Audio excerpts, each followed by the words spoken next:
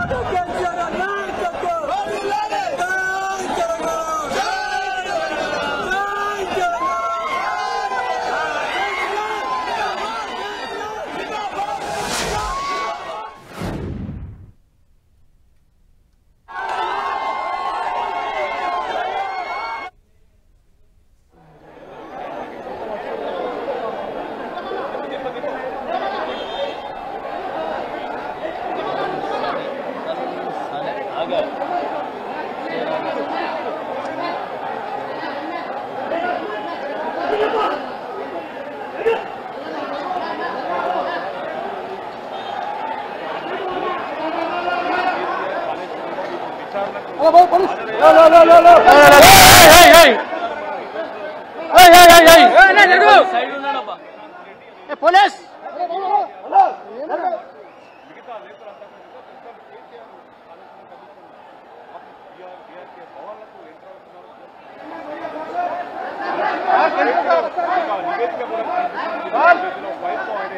లోపలికి వెళ్తున్నారు. అన్ని ఆధారాలతో ఆయన కమిషన్ ముందుకు హాజరవుతున్నట్టు కూడా మనకు క్లియర్గా అర్థమవుతుంది. చేతులకు ఫైల్ కూడా ఉంది. ప్రస్తుతం లోపలికి ఆయనతో పాటు మహబూబ్ అలీ, మిగతా నేతలంతా కూడా లోపలికి వెళ్ళారు.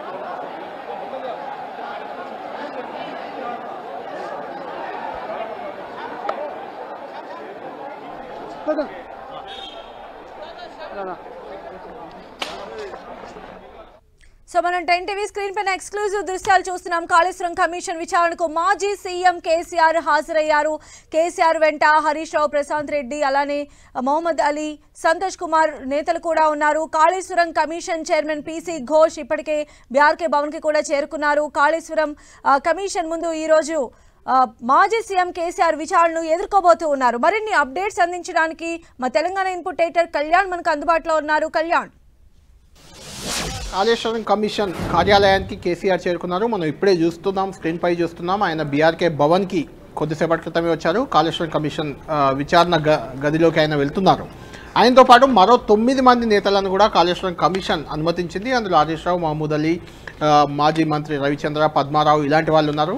9 మంది నేతలతో పాటు కేసీఆర్ కూడా కమిషన్ వద్దకు వెళ్తున్నారు. కమిషన్ అడగబోయే అన్ని ప్రశ్నలకు సమాధానం చెప్పేందుకు ఆయన రెడీ అవుతున్నారు. మనం స్క్రీన్లో చూస్తున్నాం. కొంచెం మెట్లెక్కేందుకు ఆయన సహాయకుడిని సహాయంగా తీసుకున్న పరిస్థితి మనకు కనిపిస్తుంది. కాళేశ్వరం కమిషన్ గదిలోకి ఆయన ఇప్పుడు వెళ్ళారు. కాసేపట్లో అంటే 11:30 షెడ్యూల్ ప్రకారం 11:30కి కాళేశ్వరం కమిషన్ విచారణ ప్రారంభించబోతుంది. అప్పటి వరకు కేసీఆర్ మిగిలిన నాయకులంతా కూడా అక్కడ కొంత చర్చించే అవకాశం ఉంది. ఆ తర్వాత ఇప్పటికే అంటే కాళేశ్వరం కమిషన్ చైర్మన్ కూడా పీసీ ఘోష్ ఇప్పటికే అక్కడికి చేరుకున్నారు. ఆయన కూడా ఉన్నారు కాబట్టి కేసీఆర్ వచ్చారు. మరికొద్ది సేపట్లోనే విచారణ ప్రారంభం కాబోతుంది. ముందుగా దీన్ని ఓపెన్ హౌస్ లేదా ఇన్ కెమెరా, ఓపెన్ హౌస్ అంటే మిగిలిన అందరూ మీడియా అదేవిధంగా నాయకులంతా చూసేందుకు ఏర్పాట్లు చేసిన ఓపెన్గా నిర్వహించాలని భావించినప్పటికీ కేసీఆర్ ఇన్ కెమెరా వైపే మొగ్గు చూపినట్లు తెలుస్తుంది. ఇన్ కెమెరా విచారణకి కేసీఆర్ సిద్ధమవుతున్నట్లు మనకు సమాచారం అందుతుంది. కాసేపట్లో ఈ విచారణ ప్రారంభం కాబోతుంది. అయితే ఇందులో ఎలాంటి ప్రశ్నలు ప్రధానంగా కేసీఆర్ని అడిగే అవకాశం ఉంది అనే దానిపై చాలా ఉత్కంఠ ఉంది. ఇది 115వ సాక్షిగా కేసీఆర్ ఇప్పుడు హాజరవుతున్నారు. ఇప్పటికీ 112 మంది సాక్షులు రకరకాలుగా ఇంజనీరింగ్ నిపుణులు, స్వచ్ఛంద సంస్థలు, అధికారులు చాలామంది కూడా విచారణకు 112 మంది హాజరయ్యారు.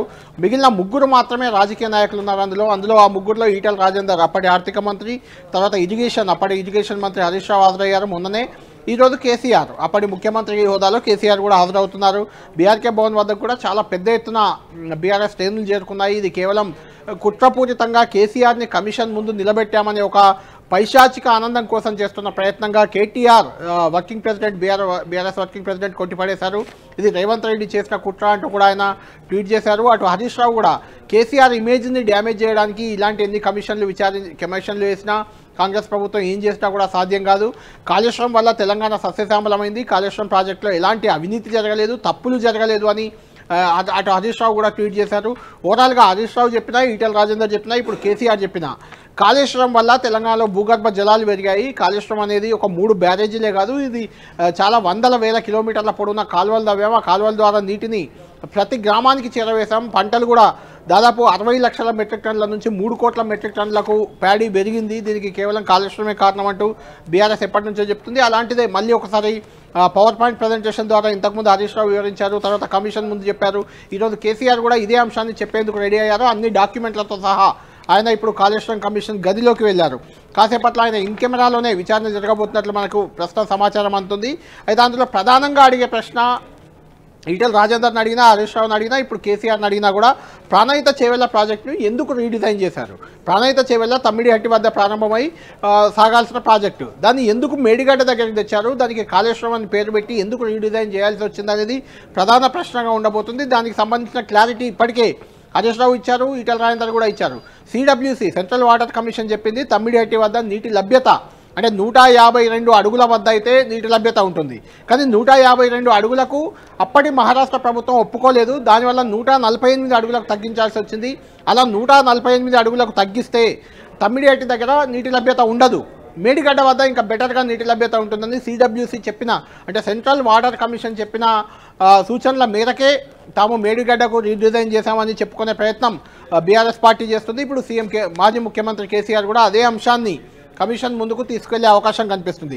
దాంతో పాటు కేసీఆర్ ఒక power point presentation PC Ghosh commission ముందు ఉంచుతారు అనేటువంటి వార్తలు కూడా వచ్చాయి. అంటే ఇది ఎంతవరకు సాధ్యమయ్యేటి పనిగా మనం అనుకోవచ్చు అంటారు ఈ ఎంక్వైరీలో? అంటే ఒక ఆలోచన అయితే బీఆర్ఎస్ పార్టీకి ఉంది. పవర్ పాయింట్ ప్రజెంటేషన్ ద్వారా అసలు కాళేశ్వరంలో ఏం చేశాము, ఎలా జరిగింది, ఏంటి అనేది కమిషన్ చెప్పాలనే ఆలోచన ఉంది. అయితే ఇన్ జనరల్ కమిషన్ అలాంటి పవర్ పాయింట్ ప్రజెంటేషన్లకు అనుమతించదు. కేసీఆర్ కూడా అనుమతి ఇవ్వకపోవచ్చు. అది అనుమతిస్తే పవర్ పాయింట్ ప్రజెంటేషన్ ఇచ్చేందుకు కూడా రెడీగా ఉన్నారు బీఆర్ఎస్ నేతలు. ఎందుకంటే ఆల్రెడీ హరీష్ రావు తెలంగాణ భవన్లో ఇచ్చారు. అదే పవర్ పాయింట్ ప్రజెంటేషన్ని కేసీఆర్ కమిషన్ ముందు ఇచ్చే అవకాశం ఆలోచన ఉంది. అయితే కమిషన్ దానికి అనుమతించదు. ఖచ్చితంగా కమిషన్ కొన్ని ప్రశ్నలు మాత్రమే వచ్చిన సాక్షులను అడుగుతుంది. ఆ సాక్షులు ఇచ్చిన సమాధానాలను కమిషన్ నోట్ చేసుకుంటుంది. దాని బేస్డ్గా కమిషన్ ఒక నిర్ధారణకు వస్తుంది. అంటే కాళేశ్వరం ప్రాజెక్టులో ఏమైనా అవినీతి జరిగిందా, ఈ రీడిజైన్ వల్ల ఎంత నష్టం జరిగింది, ఎంత ప్రజాధనం దుర్వినియోగమైంది, లేకుంటే రీడిజైన్ వల్ల ఎవరికైనా లబ్ధి చేకూరిందా, ఇలాంటి అంశాలన్నీ ప్రశ్నల రూపంలో అడిగే అవకాశం ఉంది. కానీ కేసీఆర్కి పవర్ పాయింట్ ప్రజెంటేషన్ ఇచ్చే అవకాశం అయితే లేదు మనకున్న సమాచారం ప్రకారం. ఒకవేళ అనుమతిస్తే పవర్ పాయింట్ ప్రజెంటేషన్ ఇచ్చేందుకు కూడా కేసీఆర్ రెడీగా ఉన్నారు.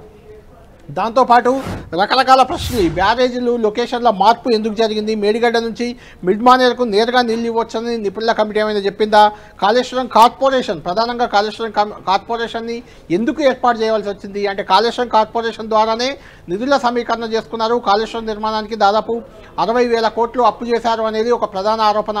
ఆ కాళేశ్వరం కార్పొరేషన్ ద్వారానే అప్పు చేయాల్సి వచ్చింది కాబట్టి అది ఎందుకు ఏర్పాటు చేశారు, తీసుకున్న రుణాలను అంటే కాళేశ్వరం కమిషన్ కార్పొరేషన్ ఏర్పాటప్పుడు ఆ రుణాలను చెల్లించే సమయంలో ప్రధానంగా ఒక అంశం చెప్పారు. ప్రజల నుంచి యూజర్ ఛార్జెస్ వసూలు చేస్తాం, దానివల్ల ఇంత 10,000 కోట్లు సమకూరుతుందనే రకంగా ఒక పాయింట్ పెట్టారు.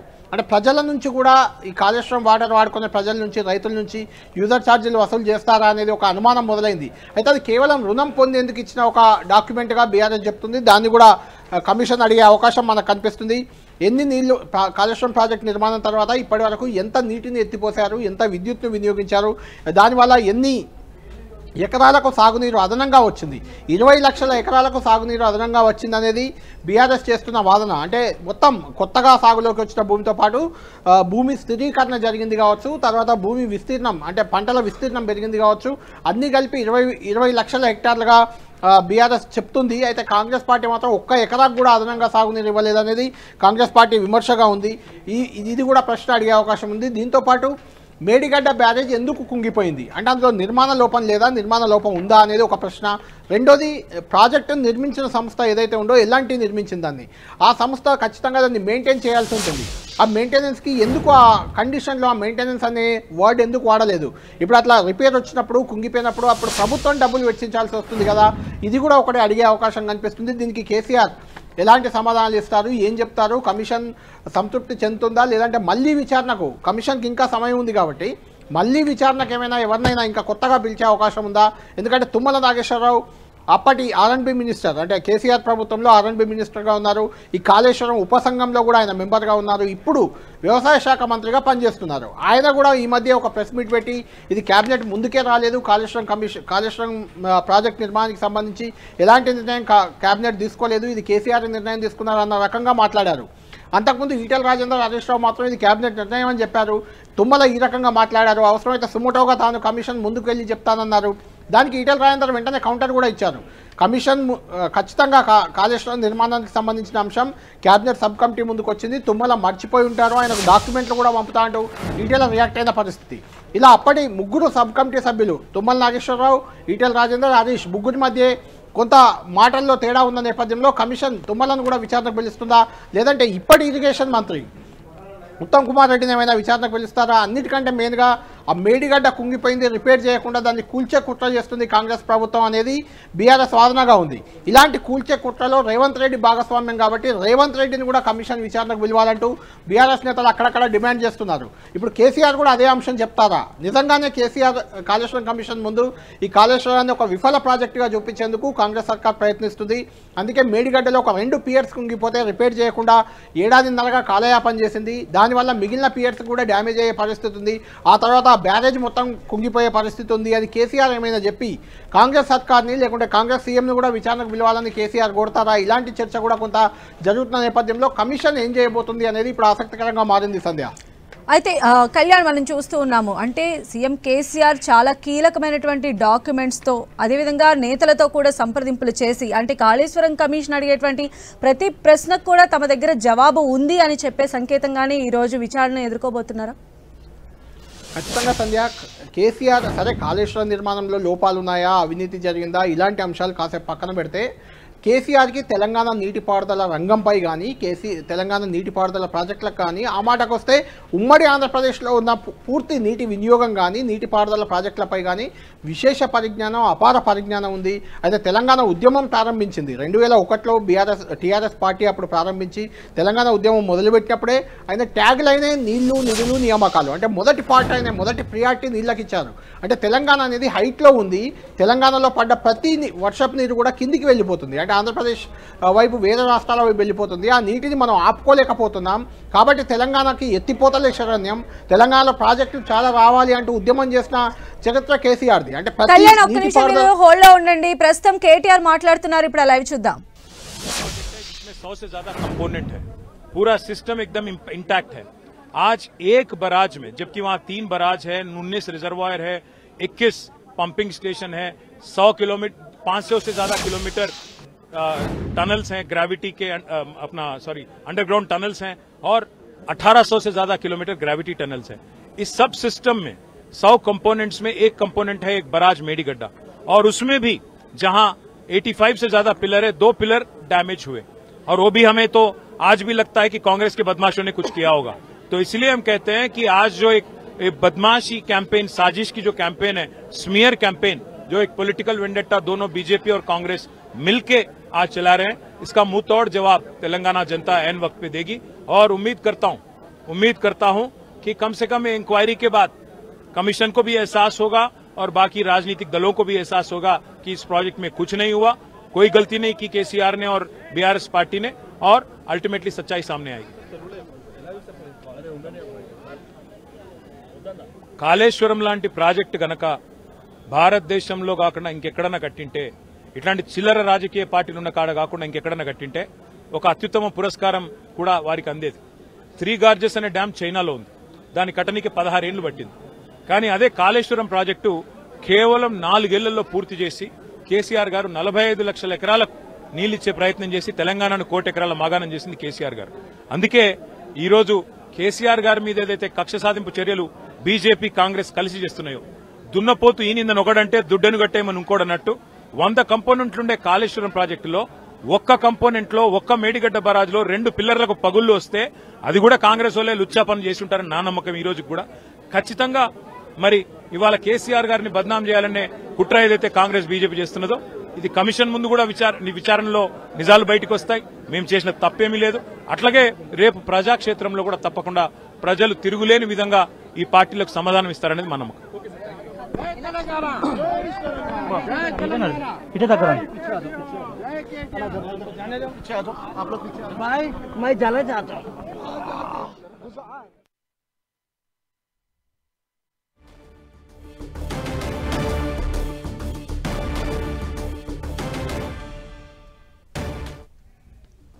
సో కళ్యాణ్, మనం విన్నాం కేటీఆర్ చాలా స్పష్టంగా చెప్పారు కాళేశ్వరం అనేది కేసీఆర్ కి ఎంతో అంటే కల లాంటి ప్రాజెక్టు. నీళ్లు లేనటువంటి తెలంగాణకు లక్షల ఎకరాల్లో మేము సాగునీరు అందించాం. అలాంటి ప్రాజెక్టు విషయంలో ఇప్పుడున్నటువంటి గవర్నమెంట్ బురద చల్లేటువంటి ప్రయత్నం చేస్తోంది అని చెప్పి ఆయన చాలా క్లియర్గా చెప్తూ ఉన్నారు. సో దీనిపై మీరు ఏమంటారు? అంటే ఈ రోజు జరిగేటువంటి ఈ విచారణలో కాళేశ్వరం ప్రాజెక్ట్ అనేది బీఆర్ఎస్ తెలంగాణకు చేసినటువంటి ఒక మేలు అనేటువంటి విషయం ఏమైనా బయటకు వచ్చే అవకాశం ఉండొచ్చా? ఒక క్లారిటీ అనేది దీనిపైన వచ్చే ఛాన్సెస్ ఎంతవరకు ఉన్నాయి? అదే అంచనాలో ఉంది సంధ్య. ఖచ్చితంగా కాళేశ్వరం ప్రాజెక్టు వల్ల తెలంగాణ సస్యశ్యామలమైంది. తెలంగాణలోని మారుమూల ప్రాంతాలకు కూడా కాళేశ్వరం నీళ్ళని ఈవెన్ ఇంక్లూడింగ్ హైదరాబాద్ మిగిలిన తెలంగాణ జిల్లాలన్నిటికీ కూడా నల్గొండ కానీ లేదంటే కరీంనగర్ మిడ్మానేర్ కానీ ఎల్లంపల్లి ఇలాంటి అన్నిటికి కూడా ఇప్పుడు జలకళతో అవి ఉన్నాయి. దాదాపు ఏడాది కాలంగా మేడిగడ్డలో రిపేర్ ఉంది కాబట్టి అక్కడి నుంచి ఎత్తిపోతలు లేవు. అయినా కూడా ఇప్పటికీ తెలంగాణలో నీటి కొరత లేకుండా ఉందంటే కాళేశ్వరమే కారణం. గతంలో ఎత్తిపోసిన నీళ్లు కానీ ఆ నీటితో పెరిగిన భూగర్భ జలాలు కానీ చెరువులన్నీ కూడా నిండాయి కాబట్టి ఆ నీటితో తెలంగాణకు ఇబ్బంది లేకుండా పోయింది అనేది బీఆర్ఎస్ వాదనగా ఉంది. దాదాపు 20 లక్షల ఎకరాలను సాగులోకి తెచ్చాము, కొత్తగా ఆయకట్టు స్థిరీకరించాము, సాగులోకి తెచ్చాము అనేది బీఆర్ఎస్ వాదన. అదే వాదన కమిషన్ ముందు విచారించబోతున్నారు.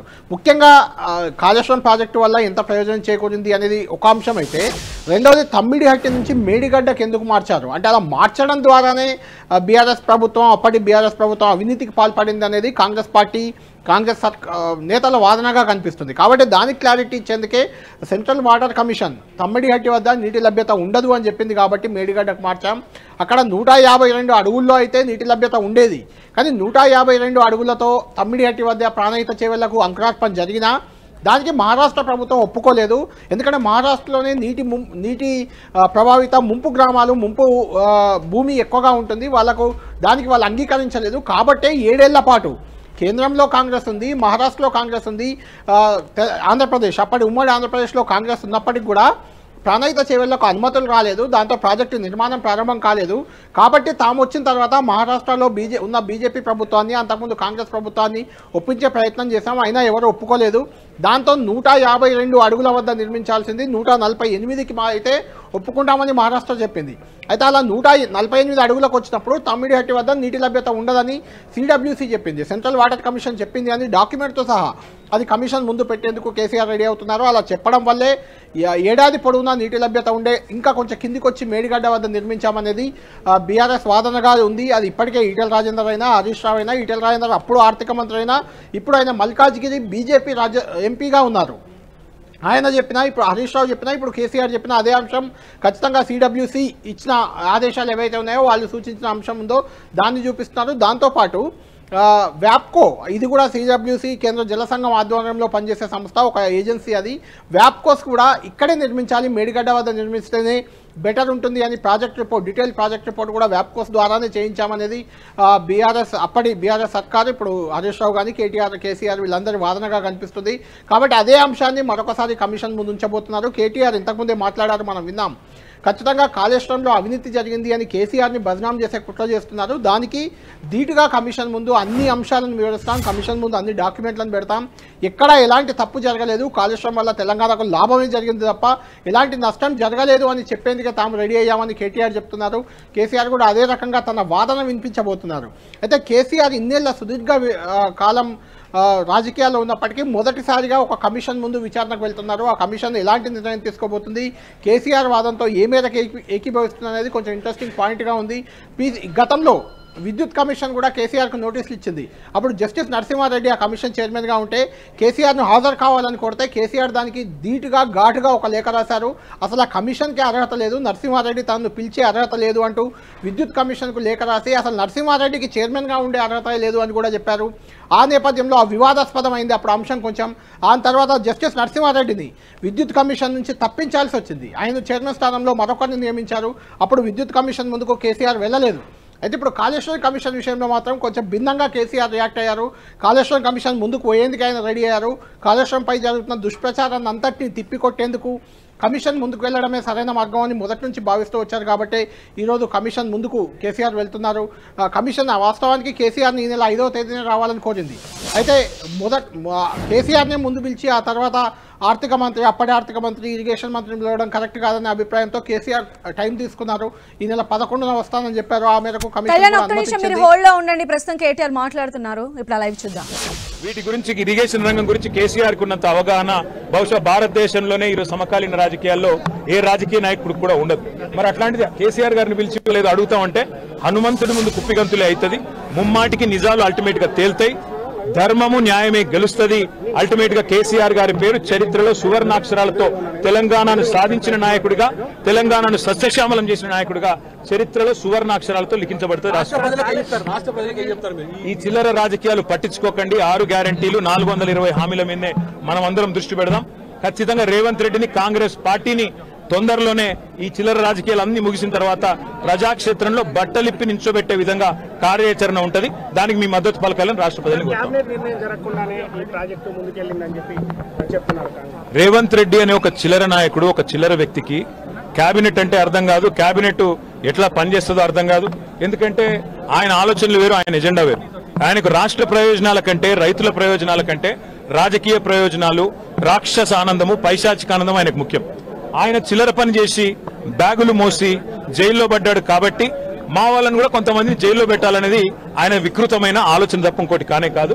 నేను చెప్పేదల్లా ఒకటే, అబద్ధం నిజం నిలకడ మీదనే తెలుస్తుంది. నిజం కడప దాటే లోపల అబద్ధం అంగిలాగేసుకుని ఊరంతా తిరిగి వస్తుంది అన్నట్టు కొన్ని రోజులు కాళేశ్వరం అని, కొన్ని రోజులు ఫోన్ ట్యాపింగ్ అని, కొన్ని రోజులు ఫార్ములా ఈ అని ఏదైతే డ్రామాలు రేవంత్ రెడ్డి ఆడుతా ఉన్నాడో, ఆయన ప్రభుత్వం ఆడుతా ఉందో, ఇవన్నీ కూడా కేవలం ప్రజల దృష్టి మరల్చడానికి చేస్తున్న చిల్లర ప్రయత్నం. 420 హామీలు 6 గ్యారంటీలు అమలు చేయలేని ముఖ్యమంత్రి, చివరికి మంత్రివర్గ విస్తరణ చేయలేని ముఖ్యమంత్రి, చివరికి మంత్రివర్గ విస్తరణ చేసిన పోర్ట్ఫోలియోలు కూడా కేటాయించుకోలేని ఒక అసమర్థ ఫెయిల్యూర్ చీఫ్ మినిస్టర్ ఆయన ఫెయిల్యూర్ ని కప్పిపుచ్చుకోవడానికి చిల్లర ప్రయత్నాలు చేస్తున్నాడు. అంతకంటే చేసేదేం లేదు. కేసీఆర్ గారితో ఇరిగేషన్ గురించి మాట్లాడడం అంటే హనుమంతుడి ముందు కుప్పిగంతులాగా ఉంటుంది. ఎందుకంటే కేసీఆర్ గారికి సమకాలీన రాజకీయాల్లో భారతదేశంలో ఆయనకున్నంత క్షుణ్ణమైన అవగాహన, నదులు, వాగులు, వంకలు, చెరువులు ఏం చేయొచ్చు అనేది, ఏం చేసి చూపెట్టిందో కూడా కేసీఆర్ నాయకత్వం తెలంగాణ ప్రజల ముందే ఉంది. బ్రహ్మాండంగా తెలంగాణను 1,00,00,000 ఎకరాల మాగాణం చేసి వరిధాన్యం ఉత్పత్తిలో పంజాబ్ను, హర్యానాను దాటిపోయి తెలంగాణ అనే కరువు పాలిత ప్రాంతాన్ని ఇవాళ భారతదేశంలో అగ్రభాగాన్ని నిలబెట్టినందుకు కేసీఆర్ గారికి నోటీసులు ఇస్తారా? లేదా ప్రపంచంలోనే అతిపెద్ద లిఫ్ట్ ఇరిగేషన్ ప్రాజెక్టును 4 ఏళ్లలో ప్రజాస్వామ్య భారతదేశంలో కట్టినందుకు మీరు నోటీసులు ఇస్తారా? దేనికి ఇస్తారు కేసీఆర్ కు నోటీసులు? అన్ని చర్చలు కూడా ఇవాళ కమిషన్ ముందు జరుగుతాయి. ఎన్ని ప్రశ్నలు అడిగినా వాటికి సమాధానాలు సమర్థవంతంగా మేము చెప్తాము. ఇప్పటికే హరీష్ రావు గారి ప్రజెంటేషన్ తోనే కాంగ్రెస్, బీజేపీ నాయకుల ఫ్యూజులు ఎగిరిపోయినాయి. ప్రజలకు కూడా మొత్తం వాస్తవాలు అర్థమైపోయినాయి. వాడు కొత్తగా చెప్పడానికి కానీ మరి అడగడానికి కానీ వాస్తవంగా ఏం లేదు. కానీ సాంకేతికంగా పిలవాలి కాబట్టి పిలిచడం నేను అనుకుంటాను. రేవంత్ రెడ్డి వాళ్ళ మామ దగ్గర కూర్చుంటే మంచిది. పిల్లనిచ్చిన మామ దగ్గర రేవంత్ రెడ్డి 5 నిమిషాలు కూర్చొని బుద్ధి జ్ఞానం తెచ్చుకుంటే మంచిది. సూదిని పద్మారెడ్డి గారు, గీత గారి తండ్రి, వారు చెప్పినారు 94,000 కోట్ల ఖర్చైన ప్రాజెక్టులో 1,00,000 కోట్ల అవినీతి అనేది ఒక తెలివి తక్కువ అంటాడన్నాడు. మరి ఆ తెలివి తక్కువ ఆయన అల్లుడు, మా కర్మగాలి. ఆ తెలివి తక్కువ ఇలా రాష్ట్రానికి ముఖ్యమంత్రి. కాబట్టి మేమనేది ఏంటంటే రేవంత్ రెడ్డి గారు ముందు పోయి వాళ్ళ మామగారి దగ్గర కూర్చొని కొన్ని పాఠాలు నేర్చుకుంటే మంచిది. కాళేశ్వరం ప్రాజెక్టు విచారణ పూర్తిగా అయిపోయిన తరుణంలో మళ్ళీ 2 ఏళ్లు పొడిగించి కేసీఆర్ ను హరీష్ రావును పిలిచినటువంటి సందర్భం కనిపించింది. దీన్ని ఎట్లా చూస్తుంది? ఖచ్చితంగా కక్ష సాధింపు, రాజకీయ వేధింపు తప్ప ఇందులో ఏమీ లేదు. నిజం నిలకడ మీద తేలుతుంది. ముమ్మాటికి అల్టిమేట్ గా ప్రజాక్షేత్రంలో, న్యాయస్థానాల్లో ఎక్కడెక్కడైతే ఇవాళ ఈ విచారణను, ఈ వేధింపులను ప్రజలు గమనిస్తున్నారో, 1,00,00,000 ఎకరాల మాగాణం చేసి పంజాబ్ ను, హర్యానాను దాటే విధంగా తెలంగాణలో వ్యవసాయ ఉత్పత్తి పెంచిన కేసీఆర్ గారి మీద వేధింపుకు పాల్పడితే తప్పకుండా ప్రజాక్షేత్రంలో ప్రజలు బుద్ధి చెప్తారు. సార్, ఏడాదిన్నర కాలంగా ఒక ప్రాజెక్టు డిపిఆర్ గానీ కనీసం శంకుస్థాపన గానీ ఒక ఇటుక పెట్టి కట్టే దాఖలాలు లేవు. ఎట్లా చూస్తారు కాంగ్రెస్ పార్టీ? ఎట్లా చూసేదేముంది, కూలగొట్టడానికి వచ్చింది తప్ప కట్టనికి రాలేదు. ఈ పేదల ఇండ్లు కూలగొట్టడం, ఇట్లాంటి ప్రాజెక్టులు కూలగొట్టడం, విధ్వంసకరమైన ఆలోచనలు, రాజకీయ వేధింపులు, కక్ష సాధింపు తప్ప ఈ సన్నాసికి ఏమి చేత కాదని అర్థమవుతా ఉంది. అందులో అర్థం కాకపోవడానికి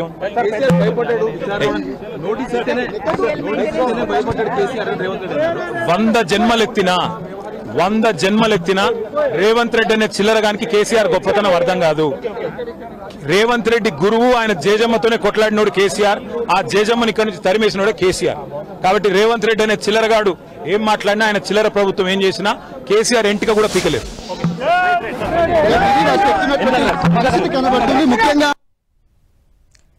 రైట్ కళ్యాణ్, మనం వింటున్నాం అంటే కేటీఆర్ ప్రస్తావించిన విషయాల్లో మెయిన్గా అటు ఈటెల్ని ఇంట్రోగేట్ చేసిన టైంలో కావచ్చు, హరీష్ నుంచి సమాచారం తీసుకున్నటువంటి టైంలో కావచ్చు, చెప్తున్నటువంటి మెయిన్ ఇష్యూ ఏంటంటే క్యాబినెట్, ఈ ఫైల్ క్యాబినెట్ ముందుకు వచ్చింది. అయితే దీనికి రివర్స్గా తుమ్మల అనేది ఎగనిస్ట్ స్టేట్మెంట్ ఇవ్వడం కూడా జరిగింది.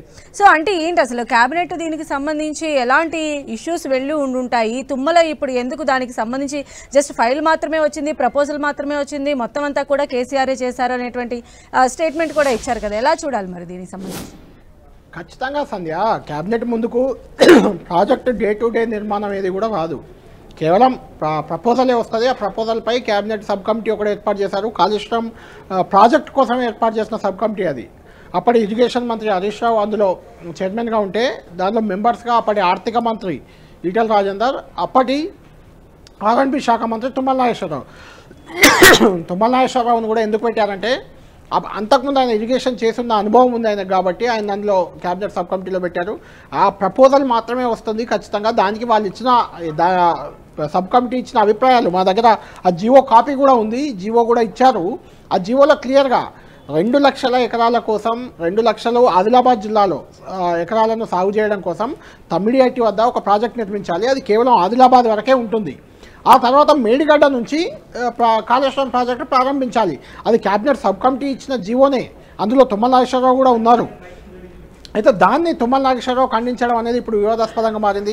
అయితే కాంగ్రెస్ ప్రభుత్వంలో మంత్రిగా ఉన్నారు కాబట్టి దాన్ని ఖండిస్తున్నారని ఈటెల రాజేందర్ తప్పుపట్టారు. ఆయన తుమ్మల నాగేశ్వరరావు మర్చిపోయి ఉంటారని కూడా ఒక సెటైర్ చేశారు. ఖచ్చితంగా క్యాబినెట్ అప్రూవల్ లేకుండా, క్యాబినెట్ అనుమతి లేకుండా చిన్న చిన్న కార్యక్రమాలు ఏమైనా చేయొచ్చు, కానీ ఇంత భారీ ప్రాజెక్ట్ని అసలు క్యాబినెట్లో ఉండే తుమ్మల నాగేశ్వరరావు తనకు తెలియదని చెప్పడం అనేది కొంత హాస్యాస్పదంగా ఉందని బీఆర్ఎస్ శ్రేణులు, బీజేపీ కూడా మండిపడుతున్న పరిస్థితి.